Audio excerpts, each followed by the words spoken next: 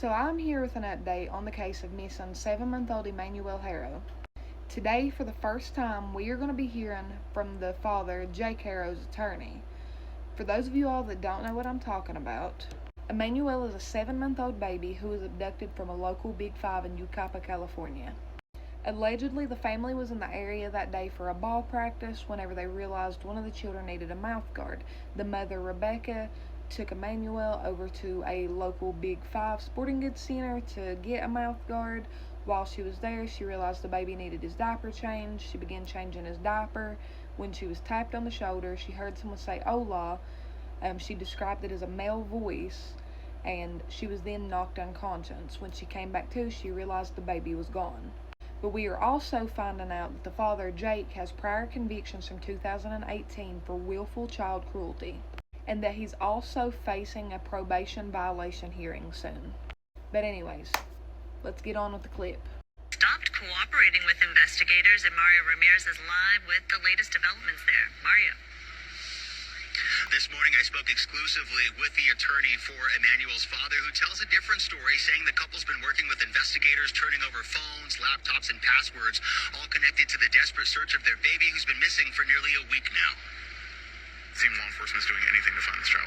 That message from the attorney representing Emmanuel's father. He's holed up in his house with his family because they are not getting the support that they need. They have people trampling on their property. They have death threats being made. The 7-month-old was reported missing by his mother, allegedly kidnapped on Thursday of last week in a Big Five parking lot in Yucaipa. Someone said hola to me, and that's all I remember. I woke up on this floor, panicking for my son because I couldn't find him. I looked around the truck. If you see anything or hear anything, please come forward. I'm begging you, please. Bring my son back to me. Detectives now say Rebecca's initial story has inconsistencies, and when confronted, say she ended her interview, adding that Emmanuel's parents have stopped cooperating with the investigation. The father's attorney tells me that couldn't be farther from the truth. I can tell you that Jake and his wife have not slept. They have not ate. They are doing everything in their power to try to find their son. The major concern at this point is, how do you find your son when law enforcement has your vehicle? Law enforcement has every way that you can contact the outside world. How do they participate in the search? They're limited financial means, and it's very clear that their own community is going against them without any definitive evidence that they did anything wrong. Court records show Jake pled guilty to child cruelty charges in a separate 2018 case out of Riverside County. He's currently on probation for those charges after he was convicted and jailed in 2023. He is currently on probation for that case. He did not serve 4 years in state prison as being reported. He reached that deal through a plea agreement, so he did plead guilty. He acknowledged his role in that situation, and there was more than one person convicted. None of that has been relayed through the media whatsoever. So there you have it, folks. Today, we heard from the attorney. What I was pointing to when the mother was on screen was the bruise on her eye.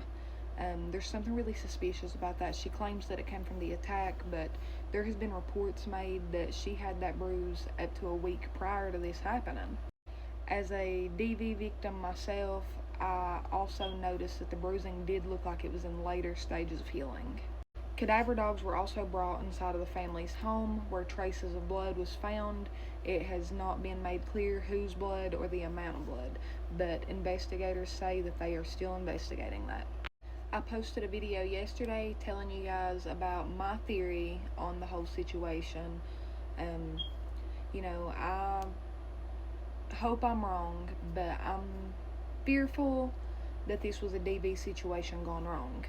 A lot of times victims are made to believe that things are their fault.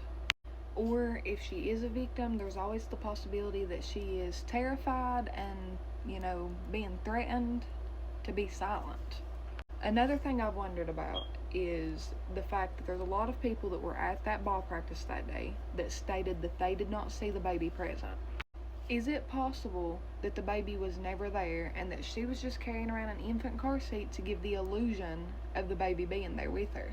As we all know, there was no surveillance in that Big Five parking lot, and she never actually made it inside of the store with the baby.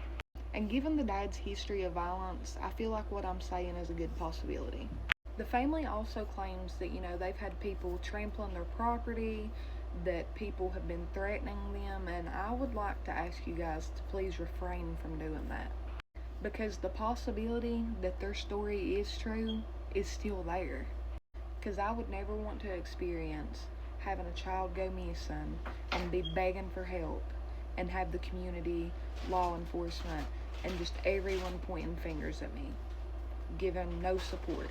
There's still a possibility that these people's telling the truth because, at this point in time, we have no idea what happened. So yeah, if there is anyone out there that has any information pertaining to the missing 7-month-old Emmanuel Haro, I urge you to contact investigators at this number.